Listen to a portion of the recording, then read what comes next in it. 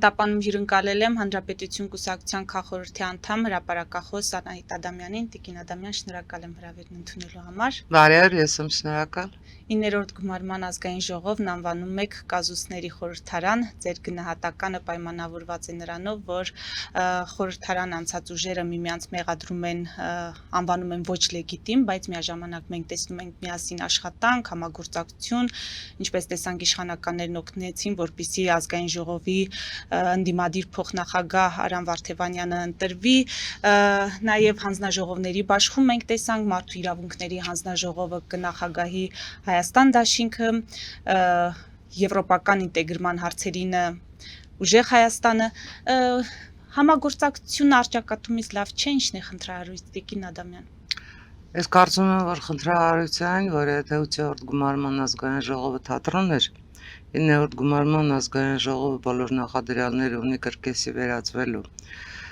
Կրկեսը, հիշենք մեր մանկության կրկեսը, կենդանիներ, տարատեսակ, վարժեցված, շատ հետաքրքիր ծաղրածուներ, որոնք ամբողջ երեկո արենայում էին, ամբողջ ընթացքում արենայում էին, գլխավոր համարը, էկվիլիբրիստներ, այս բոլորը մենք պայմանականորեն տեսնում ենք ազգային ժողովում։ Դուք միանգամայն ճշգրտորեն հիշատակեցիք ազգային ժողովի, հանձնաժողովների բաշխման ամբողջ կազուսը։ Հիշում եք, չէ, Սամվել Կարապետյանը ընտրարշավի ժամանակ ինչ էր ասում դեպի Եվրոպա քայլերի մասին եւ դեպի Ռուսաստանը գնալու անհրաժեշտության մասին։ Այս ուզում եմ կարծում եմ, որ ոչ բոլորն են տեսել, համենայն դեպս Նարեկ Կարապետյանի ինքնազարմանքի, թե ինքնահրճվանքի դրսևորում ժպիտը, երբ ասեց, որ իրենք ուզում են եվրոինտեգրման հանձնաժողովը։ Կարծես ինքն էլ էր շշմած իր հայտարարությունից։ Եվ այսօր եվրոինտեգրման հանձնաժողովը պետք է ղեկավարի մի ուժ, որը ղեկավարվում է Կրեմլից։ Այսինքն ստացվում է, որ մենք դեպի Բրյուսել գնալու համար զիգզագ ենք անելու դեպի Մոսկվա, ու բնականաբար եվրոինտեգրման հանձնաժողովը թող ինձ ներեն բոլոր, ինչ ասեմ, ուժեղ Հայաստանի երկրպագուները, ուժեղ Հայաստանի բոլոր համակիրները,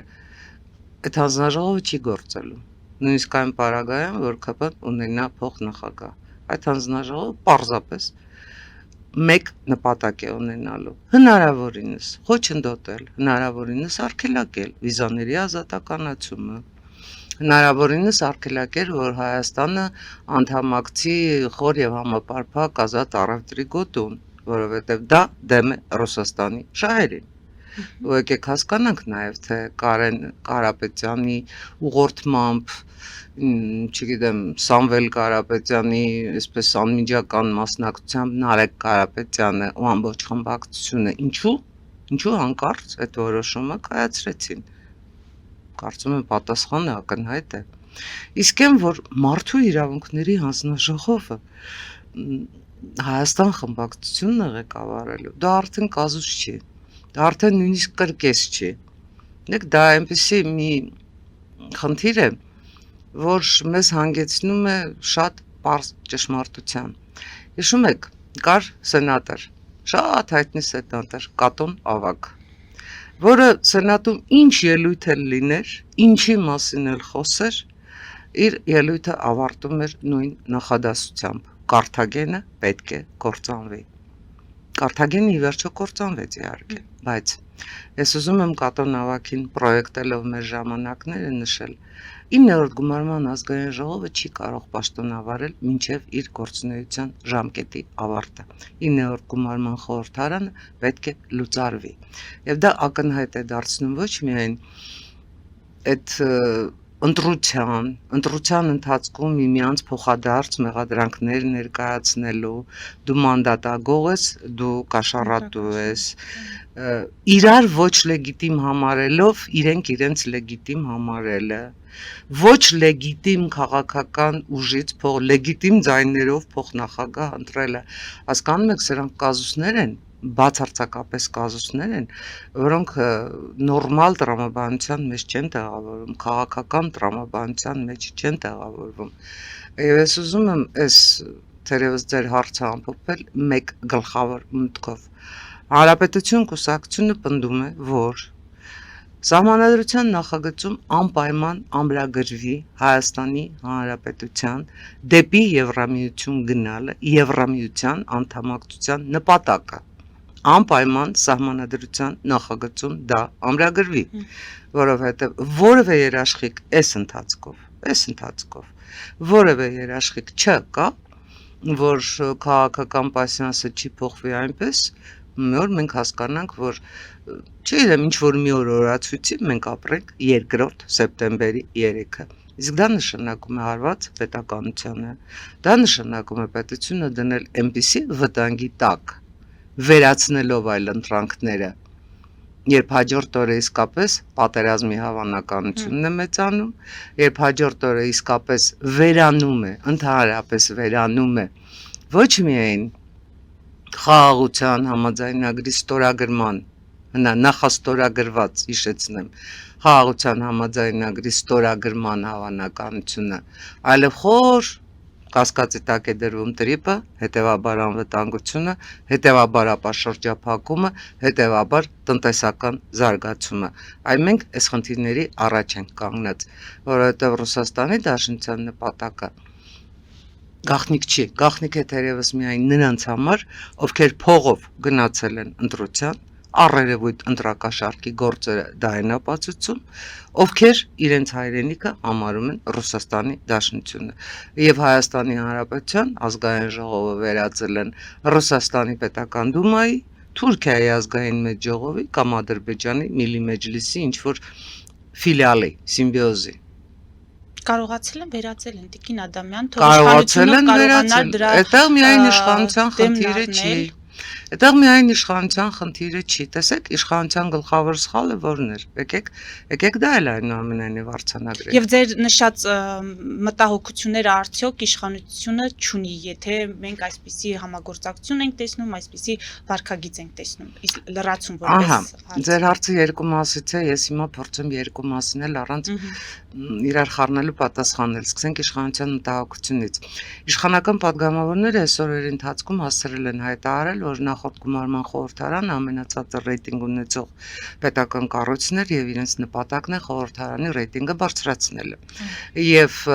խորհրդարանի ռեյտինգը գցում էր հայերենից այդ դու հիմար ես, հիմարը դու ես, անverջ բանավեճը, որը տևեց 5 տարի։ Հիմա նրանք փորձում են փոխել այդ մթնոլորտը, այսինքն գնալ համագործակցության։ Որքան է համագործակցության ունակ ընդդիմությունը, կարծում եմ այսքանի օրերի ընթացքում բոլորս այդ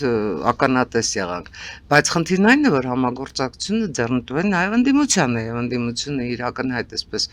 չգիտեմ, հակապետական, հակաիշխանական դրսևորումներով հանդերձ այնուամենայնիվ փորձում են ներկայանալ չզարմանաք ինքնիշխանության կողմնակից, Հայաստանի Հանրապետության զարգացման կողմնակից, Հայաստանի Հանրապետության հզորացման կողմնակից եւ միակ ուժը, որը կարող է փոփոխություններ բերել երկրում, միակ ուժը, որ անկախ ամեն ինչից կանգնած է այ ձեր կողքին, կանգնած է իմ կողքին, թեպետ ինձ դա բացարձակապես պետք չի, կանգնած է ժողովրդի կողքին։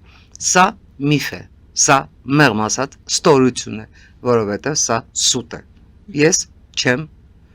Ես արտահայտում եմ իմ տեսակետը եւ ես այդ տեսակետից չեմ հրաժարվում, որովհետեւ ես ունեմ բազում հակափաստարկներ, որ դա այդպես չէ, որ դա պարզապես հերթական, ինչ ասեմ, կարծես թե ընդդիմությունը դուրս չի եկել այդ ընտրարշավից եւ իրեն թվում է, որ 5 տարի այդ ընտրարշավը պետք է շարունակի պարզապես խորհրդարանում, այսինքն 5 տարի եւս պետք է լինեն խոստումներ եւ պետք է լինեն փոխադարձ մեղադրանքների հիմքով այնպիսի բարդ կառույցներ, որոնց հիմքում Հայաստանի Հանրապետությունում բոլորը պետք է համոզվեն, որ միայն վերև Աստված ներքև է իրենք, այլ փրկիչներ երկրի վրա եւ երկնքում անգամ չկան։ Սա, ինչ ասեմ, ոչ միայն միֆ է, սա պարզապես խաչագողություն է, քաղաքական խաչագողություն։ Ինչ վերաբերվում է իշխանությանը, իշխանությունը Ամենայն դեպս Նիկոլ Փաշինյանի հայտարարությունները, եթե հիշենք, հայտարարում էր, որ հունիսի 7 ընտրություններում ժողովուրդը պետք է գնա եւ եռագլուխ հրեշին մեղմ ասած ոչնչացնի։ Ժողովուրդը գնաց եւ եռագլուխ հրեշին թվական ավելի մեծ կազմով բերեց խորհրդարան, որն էր քաղաքացիական պայմանագրի եւ Նիկոլ Փաշինյանի սխալ հաշվարկը։ Դեք ապավինել ժողովրդի կամքին այն պարագայում, երբ դու ժողովրդին անverջ մատուցում ես զվարճանք, բայց դու ժողովրդին չես մատուցել հացը, զվարճանքը չի աշխատում։ Հռոմեական կայսրերի օրենքը Հայաստանի Հանրապետությունում կարող էր աշխատել այն պարագայում, եթե ժողովուրդը ունենար հացը եւ զվարճանքով էլ պարզապես զվարճաներ։ Բայց այդ հացը ռեալ աշխատատեղերի տեսքով չեղավ։ Այդ հացը քաղաքացիական համերաշխության տեսքով չեղավ։ Այդ հացը չեղավ Հայաստանի Հանրապետության ռեալ շոշափելի հեռանկարի տեսքով։ Մենք ստացանք ընդհանրապես խոստումներ, մենք ստացանք տնտեսական աճի այսպես գլխապտույտ տնտեսական աճի տվյալներ, որոնք որևէ ազդեցություն չունեցան կենսամակարդակի վրա։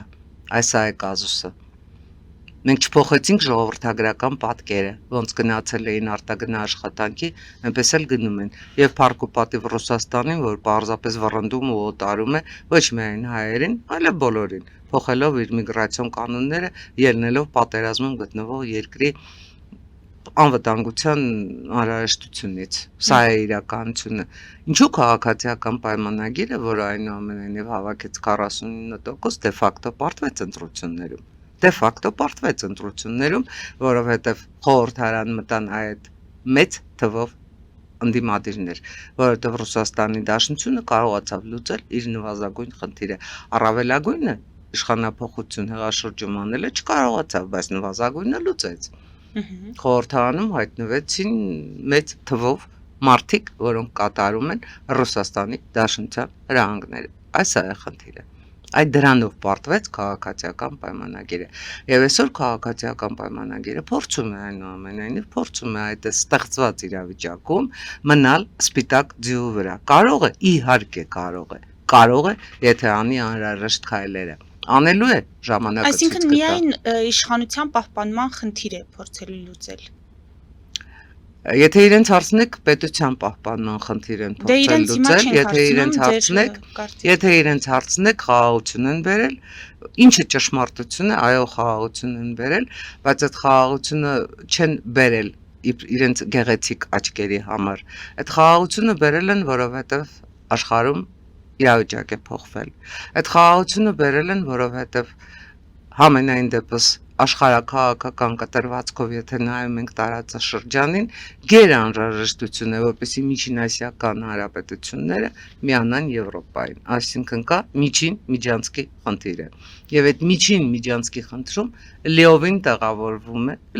տեղավորվում է տրիպը, որովհետև պետք է ապաշրջափակում, հաղորդակցողիների բացում, խաղաղություն, տնտեսական զարգացում, դա պետք է ամբողջ աշխարհին։ Եվ ամբողջ աշխարհի խնդիրը բացառությամբ դերևս Ռուսաստանի, որը փորձում է տարածաշրջանում այնուամենայնիվ իր ունեցած դիրքերը պահել, այդ խնդիրը Հայաստանի Հանրապետության շահերի հետ ունի համադրում։ Խաղաղությունը գալիս է շահերի համադրության սկզբունքով։ Տրիպը բերում է եւ անվտանգություն եւ տնտեսական զարգացման հնարավորություններ։ Եթե գործի տրիպը։ Ես չեմ կարծում, որ տրիպը չգործելու տարբերակ ունի։ Տրիպը այո գործելու է։ Տրիպը միանշանակ գործելու է։ Եթե անգամ ներողություն ԱՄՆ-ն եւ Իրանը շարունակեն առճակատման այս փուլը։ Միանշանակ է, որ ԱՄՆ-Իրան հակասությունները, ԱՄՆ-Իրան սողացող չդադարող պատերազմը, մեկ հրադադար, մեկ հրետակոծություն, ինչ որ ազդեցություն տրիպի վրա ունենալու է։ Սա միանշանակ է, սա շղթել անիմաստ է, բայց դա վճռական ազդեցություն չի ունենալու։ Ինչ կլինի Իրան-ԱՄՆ հարաբերություններում, տրիպը շարունակելու է իր ընթացքը։ Եվ տրիպի ընթացքը շատ ավելի նպաստելու է նաև ԱՄՆ-Իրան հարաբերությունների կարգավորմանը։ Եկեք դա էլ հասկանանք։ Եկեք դա էլ ընդունենք։ Որտեւ Իրանի համար իրականում շատ ձեռնտու է այդ տրիպը։ Շատ ձեռնտու է, դա ոչ թե վտանգ է Իրանի անվտանգությանը, ոչ թե սպառնալիք է, այլ Իրանի տնտեսական զարգացման գրավական կարող է դառնալ ճիշտ որոշումների ընդունման պարագայում։ որովհետև որևէ պետություն իր քաղաքականությունը կառուցելիս բնականաբար սեփական շահերից է ելնում, որքան էլ ասենք այդ պետությանը վրա լինեն շահերի ուրիշ երկրների ազդեցությունների, ուրիշ երկրների շահերի ճնշումներ։ Իրանը պետք է ելնի սեփական շահից, իսկ սեփական շահը վաղ թե ուշ թելադրելու է, որ իրեն անհրաժեշտ է խաղաղություն, վաղ թե ուշ թելադրելու է, որ տնտեսական այդ անկումը, ազատ անկումը, որի մեջ գտնվում է Իրանը, չի կարող անվերջ շարունակվել։ Դադար պետք է տալ։ Պետք է ժողովրդի մասին մտածել, քանի դեռ ժողովուրդը իսկապես փողոց դուրս չի եկել։ Պարզապես սովորական հացի համար։ Հիմա քանի որ թրիփին անդրադարձակ, թեման շարունակելով Տիկին Ադամյան, օգոստոսի 8-ից 1 տարի է անցել, արդյունքների գնահատում եթե անենք, ինչ ունենք։ Ես կարծում եմ, որ օգոստոսի 8-ից անցած 1 տարվա մեջ մենք շատ ավելին կարող էինք ունենալ, բայց ունենք իսկապես առաջընթաց, որովհետև եթե վերցնենք զուտ հողի վրա կատարվող աշխատանքները, ամենայն դեպս այն տարածքով, որտեղով պետք է անցնի տրիպը, արդեն ուսումնասիրվել են, տարածքն է ուսումնասիրվել, հնարավորություններն են ուսումնասիրվել, երկաթուղու վերագործարկման թունելներն են ուսումնասիրվել, այսինքն գետնի վրա աշխատանք կատարվել է, ստեղծվել է հիմնադրամ, բոլորովին վերջերս Ամերիկայի Միացյալ Նահանգները հիմնադրամի գումարները կրկնապատկեց, այսինքն այն ամենը, ինչ կախված է Ամերիկայի Միացյալ Նահանգներից, որևէ խոչընդոտի չի հանդիպում։ Եկեք նաև զարմանանք էլի, նաև զարմանանք այն արագության վրա, որ ամենայն դեպս Ամերիկայի Միացյալ Նահանգների պետական դեպարտամենտը, Ամերիկայի Միացյալ Նահանգների կոնգրեսը ինչ արագությամբ է ընդունում այդ որոշումները, իսկ այդ որոշումների ընդունումը վստահեցնում եմ ձեզ, որ բյուրոկրատական բազում այսպես արգելակներ պետք է հաղթահարեն, բայց մենք ունենք այստեղ տիեզերական արագություն։ Ինչու այդ գումարը չի ոչ թե կրկնապատկվում, այլ բազմապատկվում։ Ինչու այդ հարցերը շատ ավելի արագ չեն լուծվում։ Այստեղ գալիս է Հայաստանի Հանրապետության խնդիրը, որովհետև մենք միանշանակ Ռուսաստանի Դաշնության այն խնդիրների տարածակը, որ ունեինք, անվերջ ձգձգում ենք ու չենք լուծում։ Բայց լուծումը մեզնից է կախված Տիկին Ադամյան եւ շարունակելով այդ թեման, հիմա Փաշինյանի այցերը որքանով են արդյունավետ, թե ԵԱՏՄ-ի շրջանակներում, թե առանձին երկկողմ հանդիպումների շրջանակներում, փորձենք ամփոփել էլի Ղազախստան, Ղրղստան այցը, Միշուստինի հետ հրաշալի հարցեր եք տալիս, հրաշալի հարցեր եք տալիս, ես ձեզ ասեմ, դա մեր խնդիրն է, դա մեզ է անհանգստացնում, դա մեր պետությանն է վերաբերվում, չեք կարող ասել, չէ ոչ, դա մեր խնդիրն է, դա մեր անհրաժեշտությունն է, ուրեմն ով պիտի լուծի, ով պիտի գա մեզ համար այդ խնդիրը լուծի, սկսենք դրանից։ Մենք ունենք թիվ 1 խնդիր երկաթուղին, կոնցեսիոն կառավարման հանձնված երկաթուղու վերադարձի հարցը։ Մենք ունենք թիվ 2 խնդիր Հայաստանի Հանրապետության տարածքում ռուս սահմանապահների դուրս բերումը։ Մենք ունենք թիվ 3 գերկարևոր խնդիր Իրան-Հայաստան գազատարի պետականացումը։ Եվ եթե այս շարքը շարունակեմ, եւ վերջո հասնելու եմ 102 ռազմաբազային։ Տեսեք, Ռուսաստանը մեզ անվերջ շանտաժ է անում։ Ռուսաստանից որևէ առաջարկ կառուցողական Հայաստանին համագործակցության առաջարկ, ինչ որ խնդրի լուծում վերջին 2, 3, 4, 5 տարիներին դուք լսել եք, եթե լսել եք, շատ եմ խնդրում, ինձ հիշեցրեք։ Ռուսաստանի Դաշնությունից անվերջ հնչում են սպառնալիքներ, գազը կփակենք, ձեր ապրանքները չենք վերցնի, լարսը կփակենք, ձեր քաղաքացիներին կվտարենք, ու ընդհանրապես դուք ով եք որ։ Հիմա անդրադառնանք Հայաստանի Հանրապետության վարչապետի այցերին։ Նախ ես արդեն առիթ ունեցել եմ ասելու, որ Միշուստինի հետ ինչ որ, չգիտեմ, անկապ մի ցուցահանդեսի առիթով հանդիպումը վայել չէր Հայաստանի Հանրապետության վարչապետին։ Առավել ևս Ղրղզստան գնալը, նույնիսկ Ղրղզստանի նախագահի հետ հանդիպման պարագայում, հետո Ղրղզստանի նախագահի հետ հանդիպել են բոլորը, այնպես չի որ միայն Նիկոլ Փաշինյանն է հանդիպել, բոլոր վարչապետերը։ Իրեք շատ նուրբ պահ կա, բացի քաղաքականից շատ նուրբ պահ կա։ Ի տարբերություն հետ խորհրդային տարածքի մյուս պետությունների Հայաստանի Հանրապետությունը խորհրդարանական կառավարում ունի։ Այսինքն, եթե այլ երկրներում առաջին դեմքը նախագահն է, Հայաստանի Հանրապետությունում առաջին դեմքը վարչապետն է։ Հետևաբար, եթե այլ երկրներում հանդիպում են վարչապետերը, Հայաստանի Հանրապետությունից ներկա պետք է լինի ոչ թե առաջին դեմքը, այլ փոխվարչապետը։ Ես չեմ կարծում, որ ոչ Միշուստինի ցուցահանդեսի պարագայում, ոչ Ղրղզստանի հանդիպման պարագայում չի ասվել որևէ խոսք, չի արվել որևէ հայտարարություն, չի լուծվել որևէ հարց, որ չէր կարող լուծել Հայաստանի Հանրապետության որևէ փոխվարչապետ։ Եկեք սա ֆիքսենք։ Ինչ վերաբերում է Նիկոլ Փաշինյանի եւ Պուտինի հեռախոսազրույցներին, կամ չգիտեմ իրենց հավանական թե անհավանական արդեն հանդիպմանը։ Եթե Ռուսաստանի Դաշնությունը, կներեք, եթե Ռուսաստանի Դաշնությունը հստակ դնում է խնդիրները Հայաստանի Հանրապետության առաջ, իսկ այդ խնդիրների խնդիրը տրիպից հրաժարվելն է, ընդհանրապես հրաժարվել է տրիպից, եթե այդ խնդիրների խնդիրը խաղաղության համաձայնագիրը չկնքելն է, եթե այդ խնդիրն է վերադառնալ նոյեմբերի 9-րդ կետին, ուրեմն Ռուսաստանի Դաշնության նախագահի հետ ինչի մասին մենք կարող ենք խոսել։ Ես ընդունում եմ, որ Ռուսաստանի Դաշնության նախագահի հետ մենք կարող ենք խոսակցություն վարել այն պարագայում, երբ բանակցությունների սեղանին մենք դնում ենք մեր օրակարգը, այսինքն, եթե դուք ունեք այս առաջարկները, մենք էլ ունենք մեր առաջարկները, դե կներեք, մենք այլևս չենք կարող ձեր երկրից հացահատիկ գնել, որովհետև ձեր երկրից Հայաստանի Հանրապետությունն արտահանված հացահատիկում մենք հայտնաբերել ենք կյանքի հետ անհամատեղելի այս մանրեները։ Մենք հրաժարվում ենք ձեր հացահատիկից։ Մենք հրաժարվում ենք Հայաստանի Հանրապետության տարածքում 100-րդ ռազմաբազան տեղակայումից, որովհետև այդ ռազմաբազան սպառել է, պարզապես սպառել է իր խնդիրները, մենք շատ շնորհակալ ենք ձեզ, իսկապես շատ շնորհակալ ենք ձեր զինվորների ծառայության համար, դեռ Պերմյակովին դնենք մի կողմ, այդ ընթացքում Հայաստանի Հանրապետության բնակիչների դեմ կատարված հանցագործությունների հետաքննությունները դնենք մի կողմ, այդ ամեն ինչը դնենք մի կողմ, ընդունենք, որ չենք կարող ընդունել, որ չի եղել, բայց շրջանցենք մի բան, մենք հրաժարվում ենք 100-րդ ռազմաբազայից, շնորհակալություն ձեզ, մենք հրաժարվում ենք ձեր սահմանապահներից, շնորհակալություն ձեզ, եւ գիտեք, եթե որը մեջ դուք ասում եք, որ նոյեմբերի 11-ին հապկում Հայաստանի Հանրապետությանը զրկելու եք ձայնի իրավունքից, եկեք հիշեցրեք, հա, այս վերջին 3 տարիներին Հայաստանի Հանրապետությունը ընդհանրապես ձայնի փորձ, ձայն հանելու փորձ արել է, մենք դուրս ենք գալիս հապկից, պարզապես մենք դուրս ենք գալիս հապկից, եւ 1980 դադարեք մեզ անվերջ սպառնալ, որ դուք գազը մատակարարումը կանջատեք կամ գազի գինը կբարձրացնեք, մենք պատրաստ ենք նաեւ այդ խնդրի լուծմանը, իսկապես պատրաստ եք այդ խնդրի լուծմանը, եթե դուք կարծում եք, որ Հայաստանի Հանրապետության եւ Գազպրոմի հետ պայմանագիրը պետք է վերանայվի, մենք դրան էլ ենք պատրաստ։ Ի վերջո եկեք հիշենք նաև այդ պայմանագիրը ոնց կնքվեց, այդ խայտառակ պատմությունը խայտառակ ազգային ժողովի։ Եկեք հասկանանք, արդյոք այդ պայմանագիրը իր կնքման ամբողջ գործընթացով ունի իրավազորության մակարդակ։ Եկեք գնանք ու Հովիկ Աբրահամյանին հարցնենք.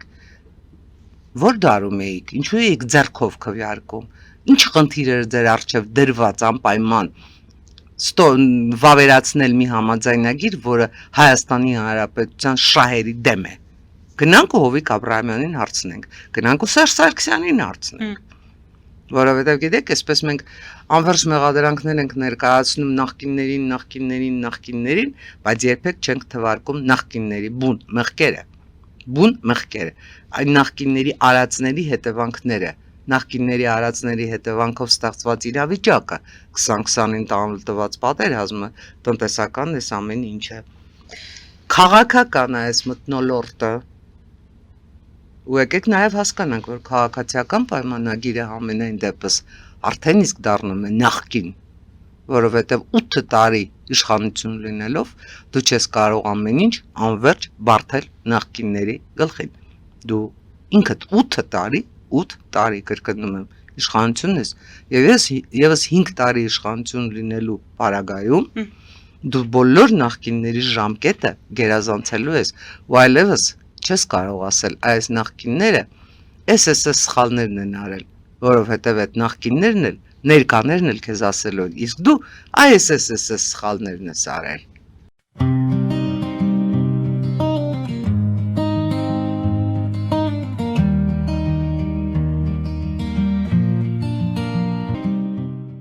Ֆելիչե ժամանակակից ատամնաբուժական կլինիկա։ Այստեղ հարմարավետությունն ու խնամքն առաջնային են։ Այստեղ կիրառվում են ատամնաբուժական ամենաժամանակակից տեխնոլոգիաներ, ճշգրիտ ախտորոշում, արդյունավետ բուժում նուրբ փորձառություն եւ անհատական մոտեցում։ Սկսած սովորական մանրուքներից մինչև առաջադեմ ընթացակարգեր, այստեղ դուք գտնվում եք բարձր որակավորում ունեցող եւ փորձառու ատամնաբուժական մասնագետների ձեռքերում։ Մեր բարեկամական եւ հյուրընկալ անձնակազմն այստեղ է յուրաքանչյուր այցը հաճելի դարձնելու համար։ Ֆելիչե, ձեր առողջ եւ ամենաերջանիկ շպիտը սկսվում է այստեղից։ Եկեք եւ բացահայտեք նորարարության, փորձագիտության եւ կարեկցանքի կատարյալ համադրությունը։ Երևան Փոստը Գրանադայի ուզում տեղեկացնում է։ Դրամական փոխանցումներ 1%-ով։ Օդանավով 1 պաունդը 2.99։ Նավով ուղարկեք 1 արկղ, երկրորդ արկղը անվճար։ Ավտոմեքենաների փոխադրում անհավատալի արժեքներով։ Ինչպես նաև կահույք եւ մեծ չափի բեռների փոխադրում։ Jackpot հագուստի խանութը երկրորդ մասնաճյուղն է բացել Գլենդելի սրտում, որտեղ կարող եք ձեռք բերել եվրոպական եւ ամերիկյան ընտիր հագուստեղեն, կոշկեղեն, աքսեսուարներ, պայուսակներ ամենահարմար արժեքներով։ Նաև կարող եք ցանկացած ապրանք պատվիրել եւ ձեռք բերել կարճ ժամանակում։ Jackpot-ի Գլենդելի հասցեն է 1135 North Pacific Avenue, հեռախոս 818-813-2252։ Jackpot հագուստի լավագույն կենտրոնը Գլենդելում։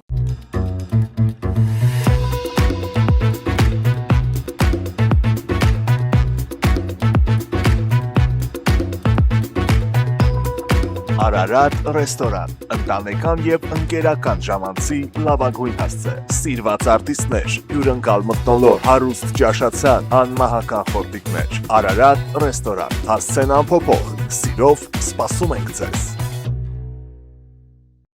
Լավագույն պաղպաղակ, բնական, համեղ եւ մատչելի գներով պաղպաղակը կարող եք ձեռք բերել բոլոր հայկական խանութներում։ Պահանջեք հայկական պաղպաղակ, Թամարա պաղպաղակ։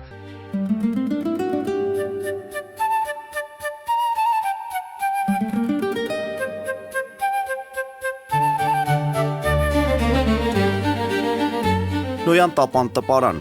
Նոյան տապան հրատարակչություն, շարվածքից մինչև տպագրում, զանգահարեք, գրեք, այցելեք, միասին պատրաստենք ձեր գիրքը, ամսագիրը կամ թերթը, որտեղ նշվելու է, տպագրված է Նոյան տապանում։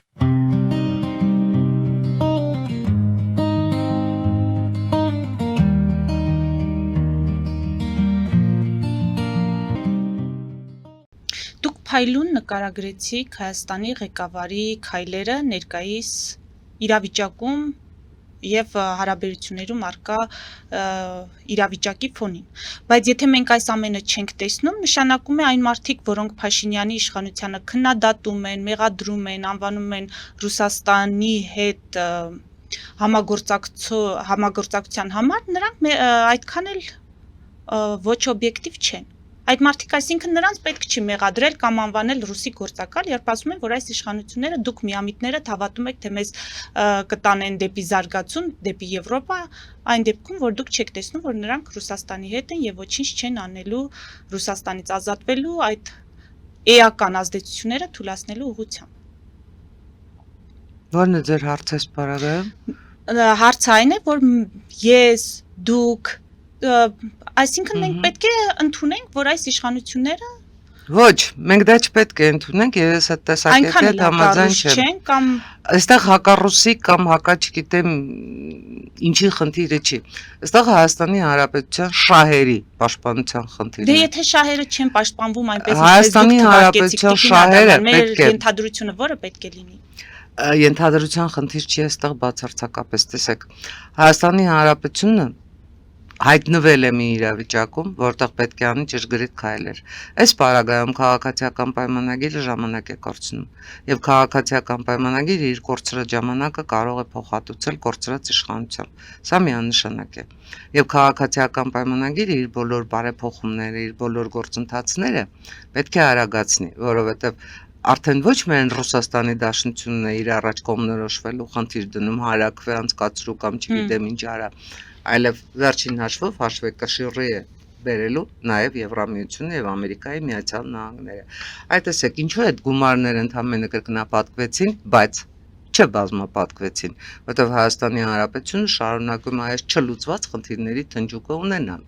Փորձում է իշխանությունը այդ խնդիրները լուծել, փորձում է, բայց փորձում է իր պատկերացրած արագությամբ, իր պատկերացրած ճանապարհով, համենայն դեպս ամեն անգամ փորձում է ու գնում է դեմ է առնում պատին, գլուխը խփում է պատին, այսպես ասում է լավ դե շատ չցաված վերադառնում է ու նորից է գնում գլուխը պատին խփելու, որովհետև համապատասխան այլ ընտրանքը չի հզորացրել այնքան, չի զորեղացրել այնքան, որ այլևս Ռուսաստանի Դաշնությունից իր հետ այդ լեզվով չխոսեն։ Սա է խնդիրը։ Ես որ ասում եմ ժամանակ է կորցնում, հենց դա նկատի ունեմ։ Այն խնդիրները, որ ես ձեզ քիչ առաջ թվարկեցի, մենք պետք է արդեն լուծած լինեինք, որովհետև ինչ, բայց շատ հայտնի էր, որ ինչ Հայաստանի Հանրապետություն, Ռուսաստանի Դաշնությունը ամբողջ աշխարհի հետ է խոսել գազը իբրև քաղաքական լծակ օգտագործելով։ Ամբողջ Եվրոպայի հետ է այդ լեզվով խոսել։ Հիմա ինչ Հայաստանի Հանրապետությունը պետք է ասեր, չէ, դե գիտեք, մեր գազը այդպես վերցրեք, ջրի օգտագործեք, ինչ փող էլ մի տվեք դրա համար, ջրի էլ օգտագործեք, ոչ մի խնդիր չկա։ Մենք այդ վերաբերմունքն էինք ակնկալելու, բնականաբար ոչ։ Բնականաբար ոչ։ Այս ամեն ինչին մենք պետք է պատրաստված լինեինք։ Ես չեմ կարծում, որ քաղաքացիական պայմանագիրը Ռուսաստանի Դաշնության հետ, ինչպես դուք եք նկարագրում, այդպես հարաբերությունների մեջ է։ Ոչ, պարզապես քաղաքացիական պայմանագիրը չի կարողանում ռեալ գնահատել Ռուսաստանի սպառնալիքները եւ Ռուսաստանի սպառնալիքներին ռեալ հակադրելու նախադրյալները չի կարողանում ռեալ գնահատել ու մեծացնել իր ներուժը։ Մեծացնել իր ներուժը արևմուտքի հետ համագործակցությամբ, որովհետև արևմուտքը այդ բոլոր առաջարկները անում է,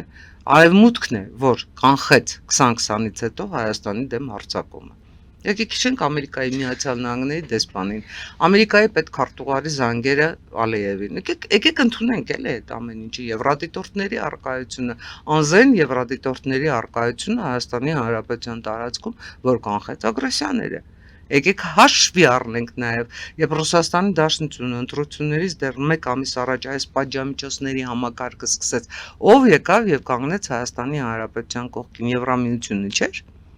Եվրամիությունը չի, որ հնարավորություններ է ստեղծում հայկական ապրանքները առանց մաքսի Եվրամիություն արտահանելու համար, բայց այս հնարավորությունների պատոհանը ժամանակ ունի։ Հստակ ժամանակ ունի։ Եվ այդ ժամանակի ընթացքում մենք պետք է անենք մեր քայլերը, այլապես փակվելու են նաև այս պատոհանը։ Հանրապետություն կուսակցությունը այս մասին խոսում է արդեն անհիշելի ժամանակներից։ Եվ ասել կամ մտածել, որ իշխանության ներսում չկան մարդիկ, որոնք այդ ամենը չեն հասկանում, ռիսկերը չեն գնահատում։ Ես կարծում եմ, որ հրաշալի հասկանում են։ Ես կարծում եմ, որ հրաշալի հասկանում են, չեն կարող պարզապես չհասկանալ։ Դե դրա համար էլ պարզապես չեն կարող նշանակում է Ռուսաստանի հետ թվացial այս արճակատումը կամ չգիտեմ շահերի հակասությունը ընդհանրապես իշխանությունը օգտագործում է ցուցադրական քարոզչական նպատակով եւ խորքում ոչ մի խնդիր իր համար գոնե թե չկա։ Տեսեք, դուք ասում եք, ես չեմ կարծում իշխանությունը մեզ ամեն ինչ չեն հասկանում, իշխանությունը մեզ ամեն ինչ շատ լավ հասկանում են։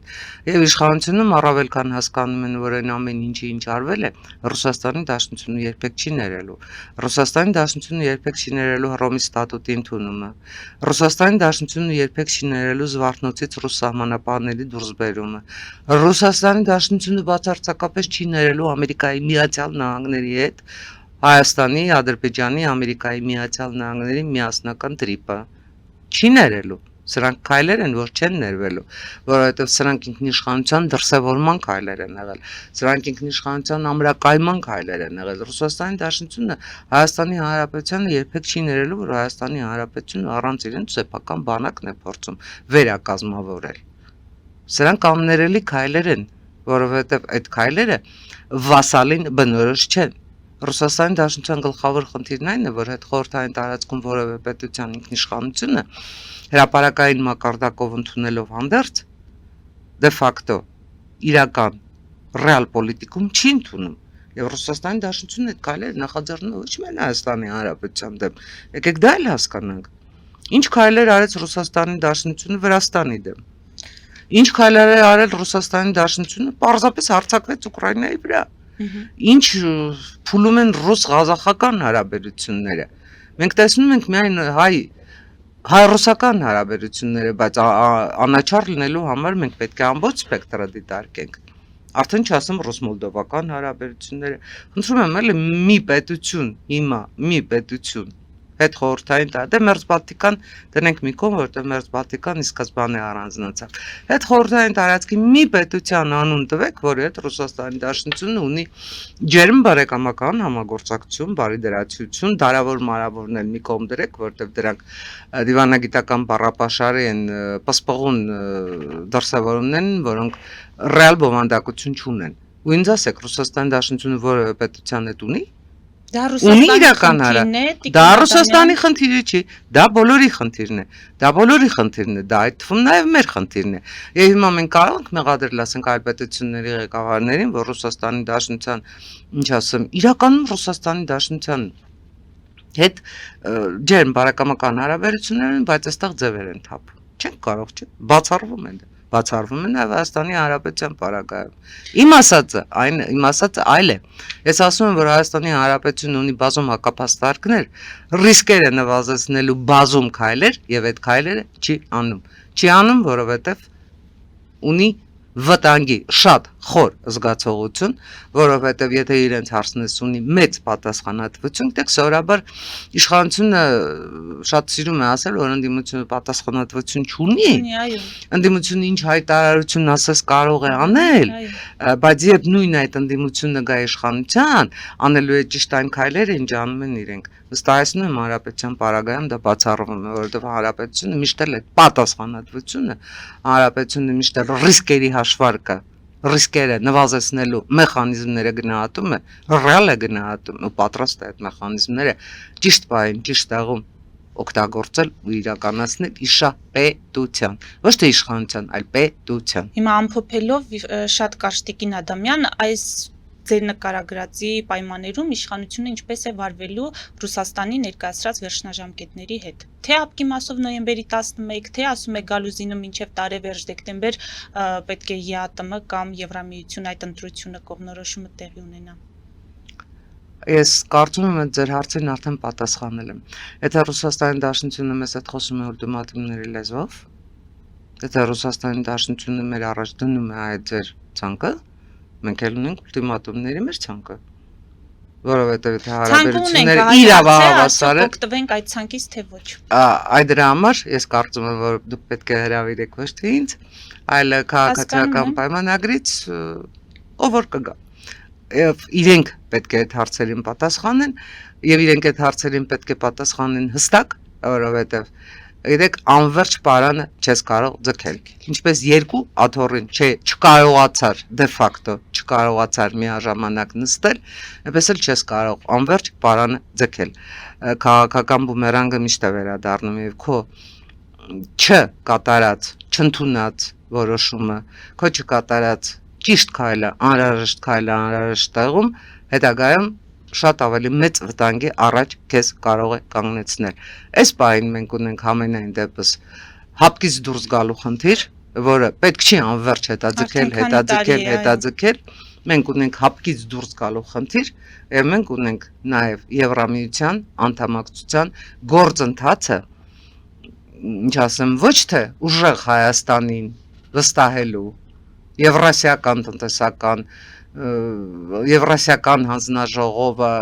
իրենց վերապահելու մարդու իրավունքների ամբողջ իր պաշտոնավարման ընթացքում մարդու իրավունքների ջատագով եւ մարդու իրավունքների այսպես վեհագույն պաշտպան Ռոբերտ Քոչարյանի խմբակցությանը հանձնելու, այլ վերջապես իրականությանը իրական Հայաստան տեսնելով, իրական Հայաստանը հասկանալով, իրական Հայաստան կառուցելու նպատակով նայելու ունակություն։ Սա գիտեք գեր կարևոր է, որովհետև մինչև դարավերջ կարող եք խոսել իրական Հայաստանի ֆենոմենից, հայտանիշներից, նպատակներից, առաքելությունից, զգացողությունից, սիրուց խոնարհվում եմ ձեր առաջ, համբուրում եմ բոլորիդ,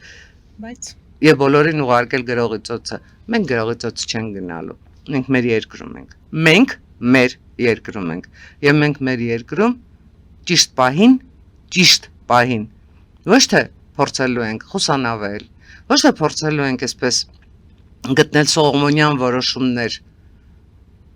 ոչ ռիսկի պետք է գնալ, ռիսկի պետք է գնալ, որովհետև ամբողջ աշխարհում անվտանգային համակարգ է փոխվել, ամբողջ աշխարհում արագություններ են փոխվել, որևէ մեկը չի նստելու ու չի սպասելու, մինչև դու այսպես դե կմտածենք էլ այս կոնցեսիոն կառավարը, դե մի 5 տարի կբանակցենք էլի, դե լավ, հա հիմա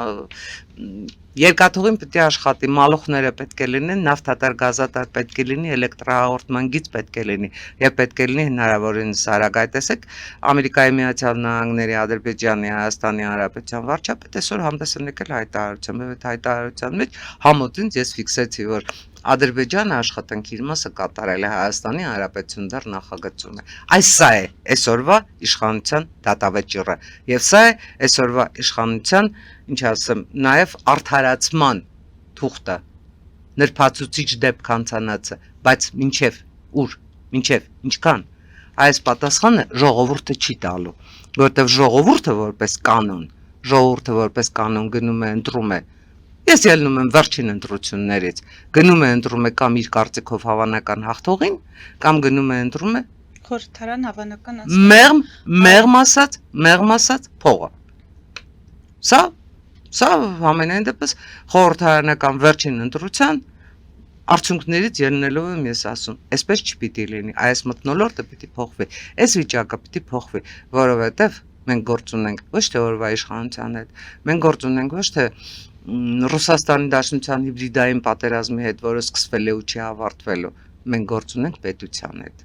Պետության, որը շագրենի կաշվի պես ոչ թե պիտի անվերջ փոքրանա մի օր էլ անհետանա, այլ հակառակը, պիտի մեծանա։ Շնորհակալություն։ Ես եմ շնորհակալ։ Մեծ դիտողներին հիշեցնեմ, որ զրուցում էի Հանրապետություն կուսակցության քաղաքորդի անդամ հրապարակախոս Անահիտ Ադամյանի հետ, մեր ուղիղ եթերները կարող եք դիտել Patreon-ում, նաև այդ հարթակում աջակցել էկրանին երևացող QR կոդով։